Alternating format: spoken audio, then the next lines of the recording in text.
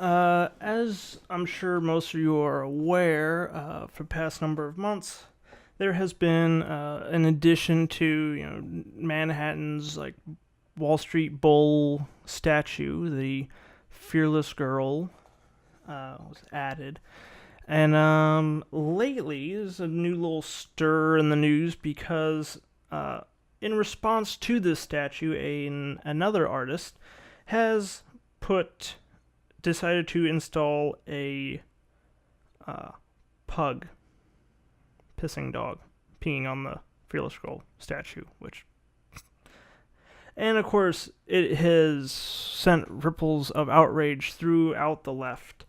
Like, oh, it's misogynist. Oh, in fact, there's actually a Rolling Stone article, why pissing dog statue beside Fearless Girl statue is misogynistic. But anyway, this is a little off the head, kind of just my thoughts on this matter. Because ever since its installation, the Fearless Girl statue... wait, before I go any further, here's the pug. There you go. Since its installation, the Fearless Girl statue, she's like standing up to the bull, which... there's a bull charging you and you're just kind of like standing there. It's like, I mean, I would move, honestly, because that's a big animal. But anyway, it's beside the point.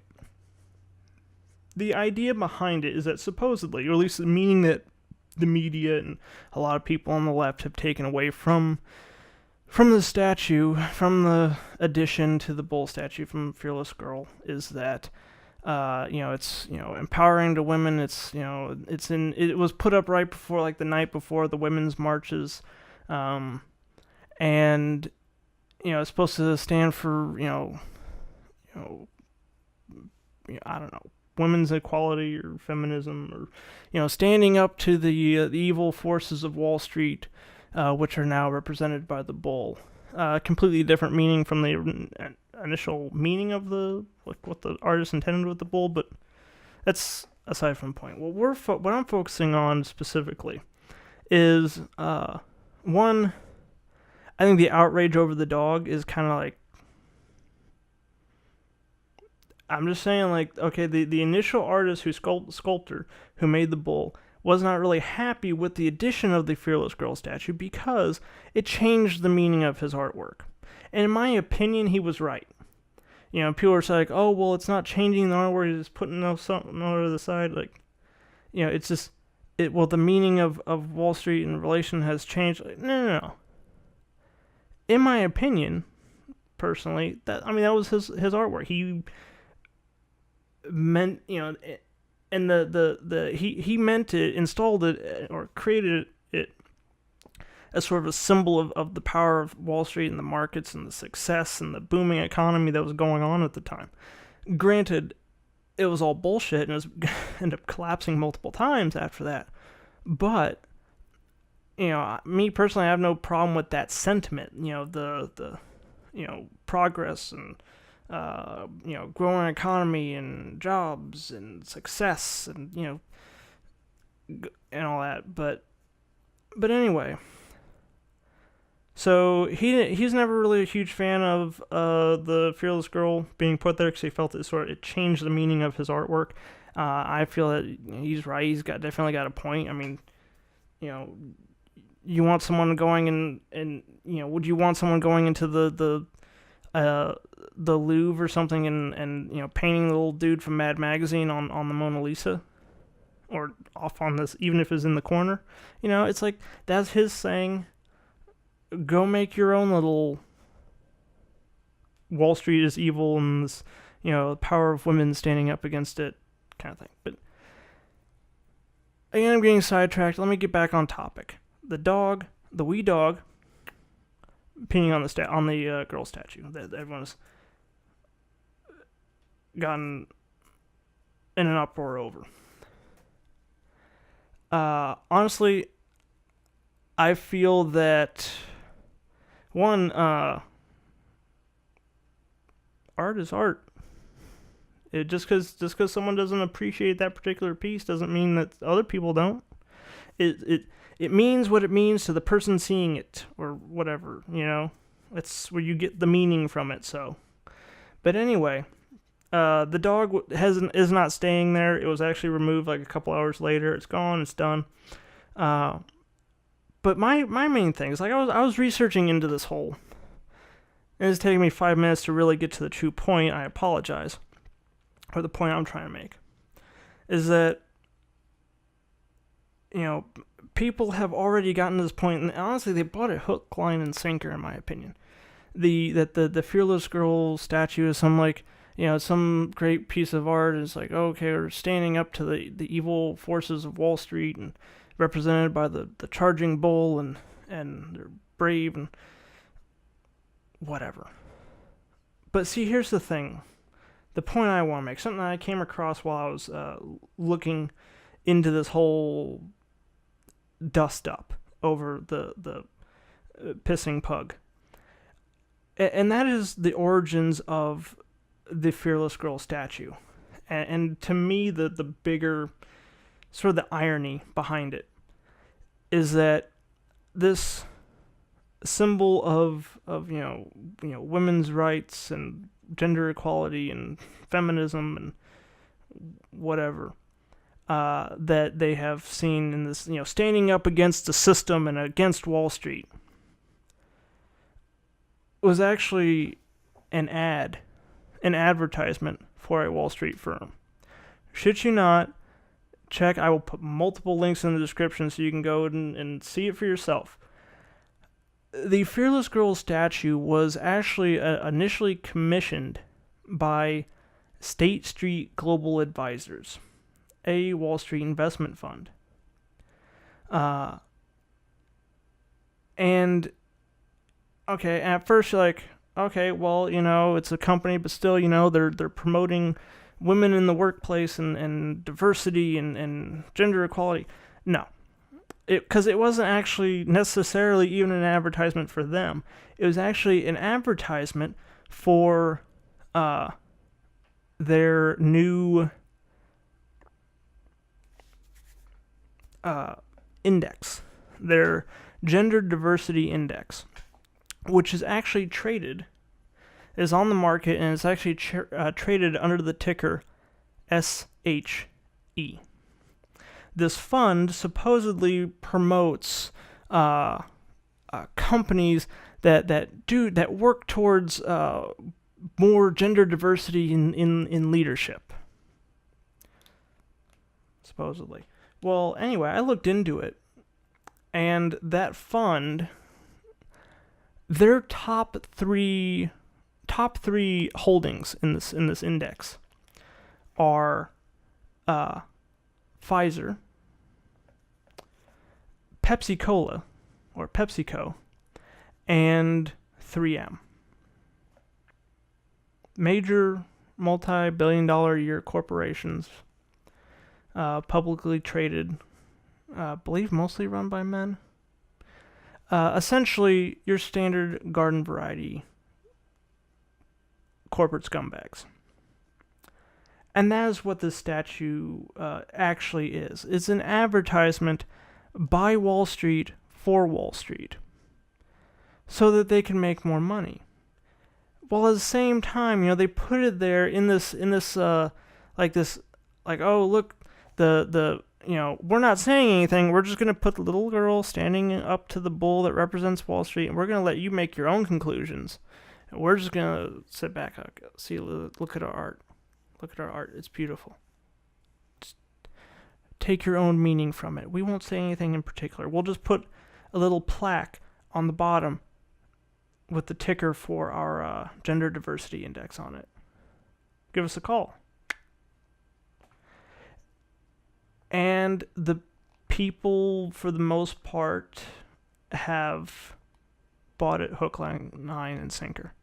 It's like, oh, she's feminist symbol, empowered women, and you know, fighting against the greed of Wall Street, when in fact it was put there by Wall Street for them. And, you know, and ultimately it has nothing to do with gender equality. It has nothing to do with feminism. It has everything to do with Wall Street and the almighty dollar. And that's all it is. And yet, and while valuable space in both the attention spans of Americans and in newspapers is being taken up by, what is asshole with his pissing dog statue pissing on, how misogynistic is this? People are entirely ignoring the fact that the whole point of that statue is essentially the opposite of what everyone takes it to mean. It's not standing up for shit. It's just, perpetuating the cycle. And yeah, it's really disconcerting, or I don't know, it's disappointing. Because a lot of the people, a lot of the voices I listen to on the left, I don't know, I think it kind of is an interesting commentary, interesting sort of perspective on the attitudes on both the left and the right at the moment. And being that, on the left, it's women's rights, it's feminism, it's gender equality, it's yada, yada, yada, so on and so forth. On the right, it's like, oh, you're trying to change the artist's meaning, it's just, basically it's sort of devolved into this pro-feminism versus anti-feminist kind of like argument, and then what that's doing is basically pulling everyone's attention off of what it actually is. And what it actually is Wall Street and big business continuing business as usual right under your nose while you're bickering back and forth as to what it means from a social perspective, because they don't care. They're making their money. And I see that going along, and this is kind of getting into tangent country here, but we'll go for a quick drive. It's something I see going on a larger scale. When you have things like, identity politics and, the, sexist Bernie bros and I'm with hers and, the identity politics on the left and all the stuff, that all these issues, they have a tendency, in my opinion, to splinter people out into little groups. Because then, and also too, not only do you have these people are involved with Black Lives Matter and issues revolving around people of color, this group here is around feminism and gender equality, and this group here is focusing on their little particular niche of the field. And so that weakens, it splits. Instead of everyone working as a unified force towards common goals that they actually have in common, it splits them apart and it makes them weaker individually. And on top of that, then they engage with people on the other side of that particular, the feminists versus the anti-feminists, the SJWs versus anti-SJWs, the Black Lives Matter versus Blue Lives Matter people. And then they get to bickering and fighting and arguing back and forth, and that takes up all their time and energy and their attention. While this is going on, Wall Street, big money, corporations and the donors and corporate interests in Washington, and the bought-off corporate tool politicians just go on about their merry way and just keep doing what they've always been doing while the country's distracted. And that's the thing that issue I have with it. It's and this is, I said it's an example of the statue thing, but I'm gonna stretch it to fit this argument here. But I said it's going on everywhere. And it's okay, you have all these issues that there might be things that need to be dealt with, but there's a core, a fundamental stuff at the sort of the base of it that needs to be dealt with, that has all these, would have a bunch of positive effects on a lot of people, with the exception of the big companies, because it would change, it would fuck up the way they do things, like money in politics, Medicare for all, higher minimum wage, all this stuff. And, by having, but then they try to push everyone off on these little bickering arguments and break them apart in their own little sections, and it's working. And no one's talking about the major issues, or at least not many. You get some people that are like, oh, hey, wait a second, maybe we should think about this, maybe we should work on this, and they're either ridiculed or ignored. And then everyone goes back to I mean, look at like the Women's March. There's something like 400 and something thousand to 500, let's be generous, let's say 500,000. So 500,000 people at one time came to protest women's rights. Okay, could we maybe get a turnout like that for raising the minimum wage past $7? How about healthcare? The 40,000, 48,000 a year that die without health coverage. Could we maybe turn out about 500,000 people to protest that? You think, like, when they're being ambushed and talked mean to at town halls, and it's already kind of and the GOP is already kind of showing cracks with the whole Trump care thing.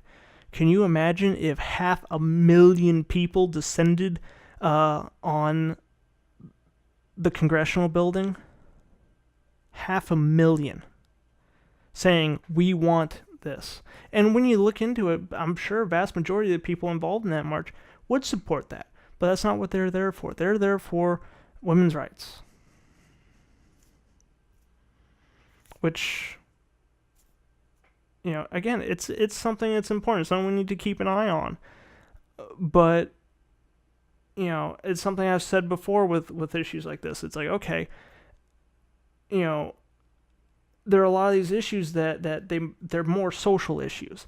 What we're protesting and we're marching on Washington and all this stuff. Like, what are politicians supposed to do about a lot of these issues when they're either very complex or they're social issues that really are not going to be resolved until we as a people have changed the way we think on things? I mean, you can't just legislate some of this stuff away, but that's what we're focusing on instead of these things that are very simple. We want this particular legislation passed, make it happen, or we're going to be angry. And everyone focusing on that and pushing that. But no, it split us all up.